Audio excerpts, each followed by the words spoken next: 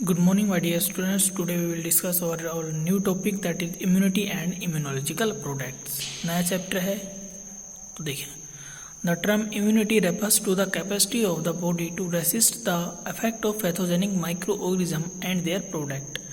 ये कह रहा है इम्यूनिटी, आप नाम से ही आइडेंटिफाई हो रहा है कि हम किसके बारे में पढ़ेंगे। इम्यूनिटी के बारे में। इम्यूनिटी मीन्स जो बॉडी की क्षमता है, जो फॉरेन पार्टिकल्स है, फॉरेन मटेरियल है, फॉरेन पैथोजेनिक माइक्रोऑर्गेनिज्म है, उनके खिलाफ डिफेंस करने की जो क्षमता है बॉडी की, उसके बारे में, और उनके प्रोडक्ट हैं उनके बारे में हम पढ़ेंगे। The study of immunity is known as immunology. जो इम्यूनिटी की स्टडी है उसको हम इम्यूनोलॉजी बोलते हैं। And preparations use to produce immunity are called immunological products. जो प्रिपरेशंस इम्यूनिटी प्रोड्यूस करने के काम आते हैं उनको हम इम्यूनोलॉजिकल प्रोडक्ट बोलते हैं। आगे चलकर बता रहा है कि a number of factors are responsible for the defence of the body against the invasion by microorganism. बहुत से फैक्टर हैं जो रिस्पॉन्सिबल होते हैं डिफेंस करने के, जो इन्वेजन करे, भाई कोई बाहर का फॉरेन मटेरियल माइक्रोऑर्गेनिज्म है जो बॉडी के अंदर इन्वेजन करना चाहता है, उसको डिफेंस करने के अंदर बहुत से फैक्टर हैं जो काम करते हैं। उनमें से नंबर 1 बता रहा है prevention of entry of microorganism. इसमें क्या होता है, the skin and the mucus membrane covering the body confer on it considerable protection against invasion by microorganism। जो स्किन है और जो म्यूकस मेम्ब्रेन है, जो बॉडी के अंदर, जो ब्लड के अंदर कोई इन्वेजन करना चाहे, foreign particles, pathogen microorganism invasion करना चाहे, उसको एक प्रोटेक्शन प्रदान करते हैं। कौन? स्किन और म्यूकस मेम्ब्रेन कन्फर प्रदान करता है। ठीक है, कन्फर का मतलब प्रदान करना होता है, प्रोटेक्शन प्रदान करता है अगेंस्ट इन्वेजन बाय माइक्रोऑर्गेनिज्म। जो इन्वेजन हो किसके द्वारा, माइक्रोऑर्गेनिज्म के द्वारा इन्वेजन करना चाहे तो उसको प्रोटेक्शन प्रदान करती है स्किन और mucus membrane. Fatty acid in the skin, जो फैटी एसिड है उस स्किन के अंदर, the concentration of salt in drying sweat and the sebaceous secretion. जो स्वेट है, ड्राइंग स्वेट है, उसके अंदर सबसियस सीक्रेशन है उसके अंदर, ये all contribute to the bactericidal activity. ये सभी कंट्रीब्यूट करते हैं बैक्टीरियोसाइडल एक्टिविटी के अंदर। द सलाइवा इन माउथ, जो सलाइवा है वो माउथ के अंदर, the pierce of gastric juice, the enzymes in tears, all inhibit or destroy microorganism. ये सभी हैं या तो इनिबिट कर देते हैं या फिर डिस्ट्रॉय कर देते हैं माइक्रोऑर्गेनिजम्स को। दूसरे नंबर पे फैगोसाइटोसिस। फैगोसाइटोसिस एक सेल है, ठीक है, वो उसको इंजेस्ट कर जाती हैं। जो फॉरेन पार्टिकल्स हैं जो कोशिश करते हैं बॉडी के अंदर इन्वेजन करने की, घुसने की कोशिश करते हैं, उसको इंजेस्ट कर जाती हैं या फिर डिस्ट्रॉय कर देती हैं। Natural defence against invasion of blood and tissue by micro organisms and other foreign particles is mediated to a large extent by phagocytosis cell which ingest and destroy them. यानी बहुत ही काफ़ी हद तक इसमें दूरी बनाकर रखते हैं नेचुरल डिफेंस, और बॉडी के अंदर इन्वेजन ना हो पाए किसी फॉरेन पार्टिकल्स का।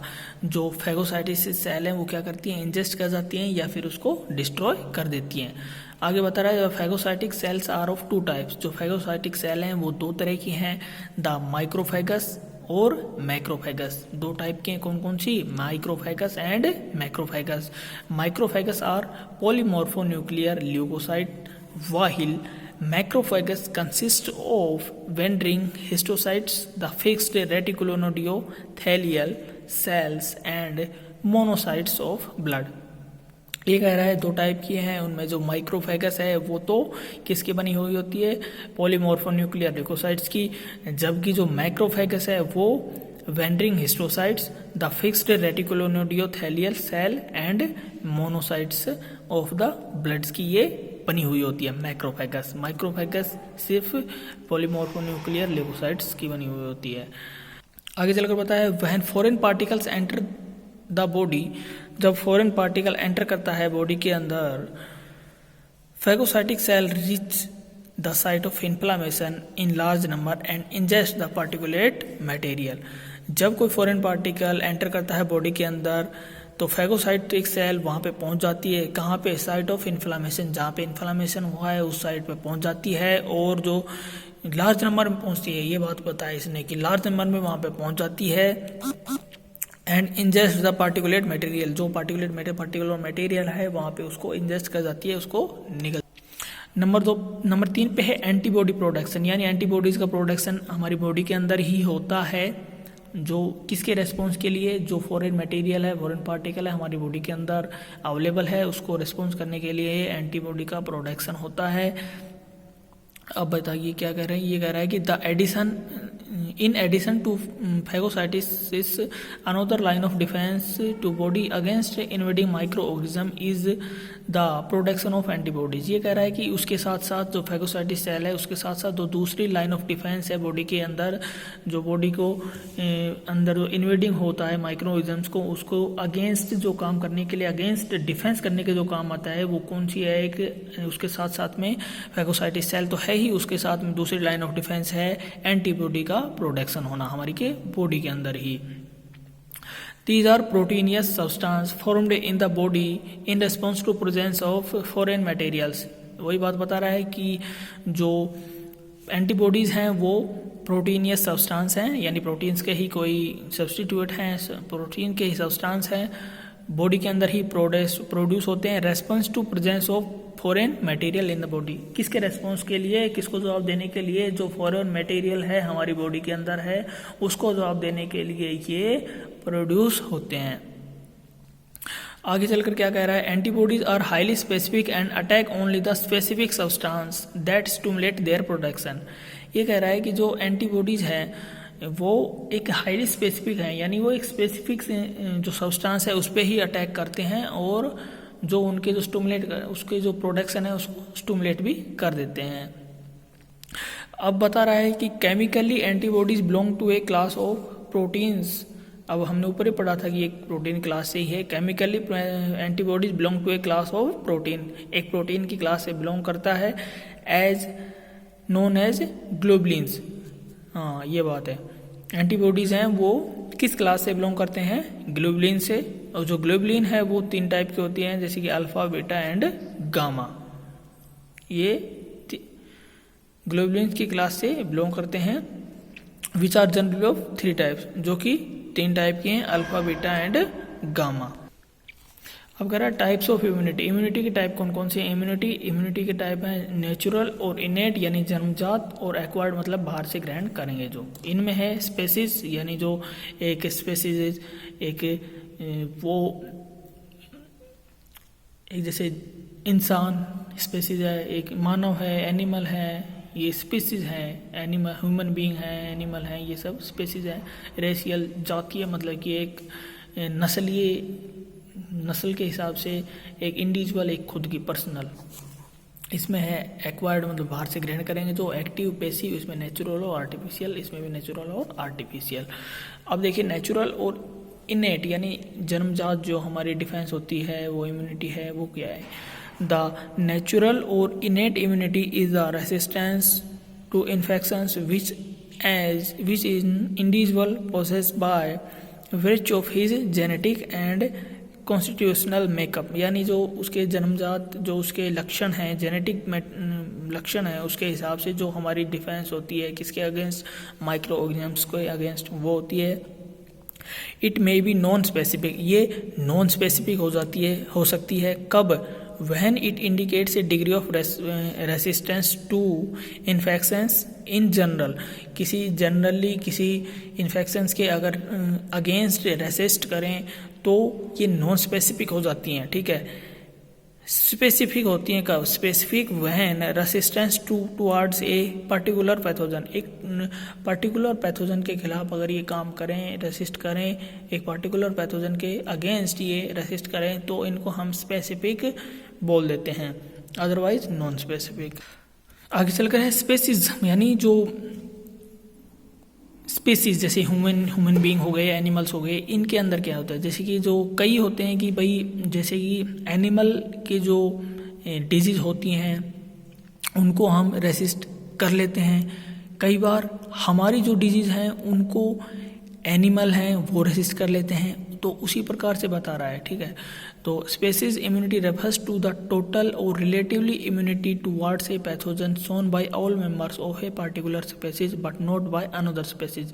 वही कह रहा है कि एक रेसिस्टेंस शो करना किसी के एक स्पेसीज के द्वारा, मतलब कि सभी मिलकर एक जैसे ह्यूमन बीइंग है वो सभी मिलकर एक स्पेसिफिक पैथोजन के खिलाफ रेसिस्ट करते हैं या फिर उसके ससेप्टेबल उसके शिकार हो जाते हैं। Shown by all members of particulate species but not another species, मतलब कि किसी एक ही के द्वारा ही एक उसके अगेंस्ट रेसिस्ट दिखाया जाए बट नॉट बाय अनदर, मतलब दूसरे स्पेसीज के द्वारा नहीं। For example all human being are totally insusceptible to plant pathogen. जो ह्यूमन बीइंग है वो असंवेदनशील है किससे? टू प्लांट पैथोजन, जो प्लांट का जो पैथोजन है उससे, and to many pathogens of animal such as rinderpest. यानी ये कह रहा है कि जो ह्यूमन बीइंग है वो इनससेप्टेबल यानी अति संवेदनशील नहीं है, असंवेदनशील है किससे? प्लांट पैथोजेंस के, किसी प्लांट के पैथोजन, और बहुत से जो एनिमल हैं, जानवर हैं, उनके पैथोजन से भी ही हम असंवेदनशील हैं। उनमें जैसे कि नाम बताया, जैसे कि रिंडरपेस्ट, उससे हम असंवेदनशील है। सिमिलरली इसी तरह टाइफाइड फीवर है सीरियस डिजीज, उसी तरह से जो टाइफाइड है वो एक सीरियस डिजीज है इन ह्यूमन, हमारे ह्यूमन के अंदर। But mice are not affected by it, लेकिन जो माइस है वो इससे नॉट अफेक्ट, यानी उससे ये इस माइस है जो हमारा टाइफाइड फीवर है उससे अफेक्ट नहीं होते। अब आते हैं रेसेस। रेसेस मतलब नस्लीय, जैसे कि नस्ल होती हैं भाई, ये इसी में आएगी, जैसे कि एक नस्ल नेग्रोस और जो वाइट मैन है, ये कुछ नस्ल होती हैं जो ह्यूमन बींग्स के अंदर है। वो भी एक नस्लीय नस्ल के हिसाब से भी हम रेसिस्ट किसी को कर पाते हैं और किसी से अफेक्ट हो जाते हैं, यानी नस्ल के हिसाब से भी जो बॉडी है नेचुरल डिफेंस है वो काम करती है नस्ल के हिसाब से भी। विद इन एक सिंगल स्पेसीज, यानी सिंगल स्पेसीज, एक स्पेसीज के अंदर जैसे हम ह्यूमन बीइंग की बात कर लेते हैं तो उसमें क्या होता है, डिफरेंट रेसेस में show different susceptibility to infection, यानी जो डिफरेंट की जो रेसेस हैं, विभिन्न जो नस्ल हैं, अलग अलग तरह की ससेप्टिबिलिटी दिखा देती हैं अगेंस्ट एनी पैथोजन। ठीक है, this is known as racial immunity, इसी को हम रेशियल इम्यूनिटी बोलते हैं। An example of which is high resistance of Algerian sheep to anthrax, Algerian sheep के द्वारा टोनथ्रॉक्स की जो हाईली रेसिस्टेंस है, ठीक है, वो इसका एक एग्जाम्पल है। इन ह्यूमन स्पीसीज ऑल्सो, जो ह्यूमन स्पीसीज है उसके अंदर भी क्या होते हैं, negroes have a high resistance to yellow fever whereas white man are susceptible to it.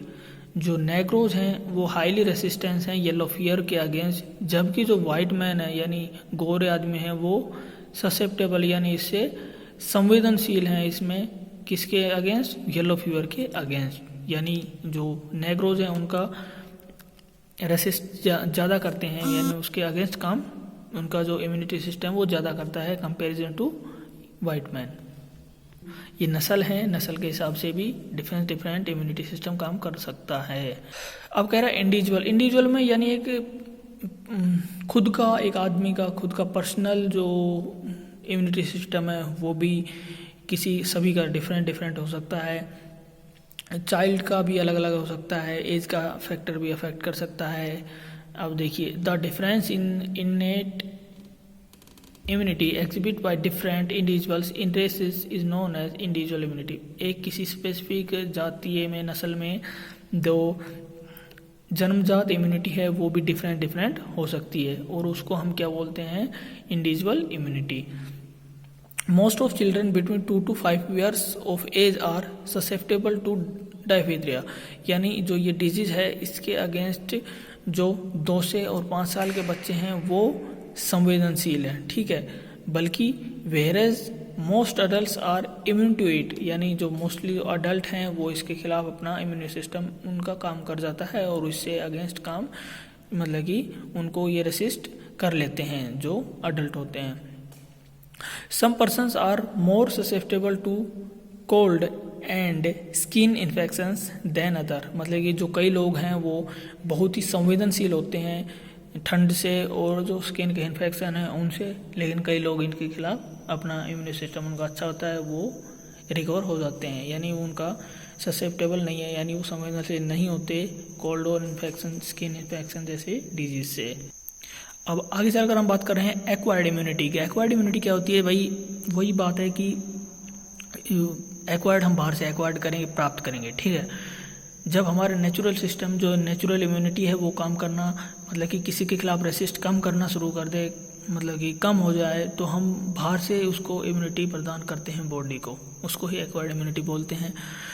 देखिए, the resistance that an individual acquires during his life is known as acquired immunity. यानी जो रेसिस्टेंस है, रोग प्रतिरोधक क्षमता है जो प्रदान की जाती है बाहर से, उसको उसकी जीवन के अंदर, उसको एक्वायर्ड इम्यूनिटी बोलते हैं।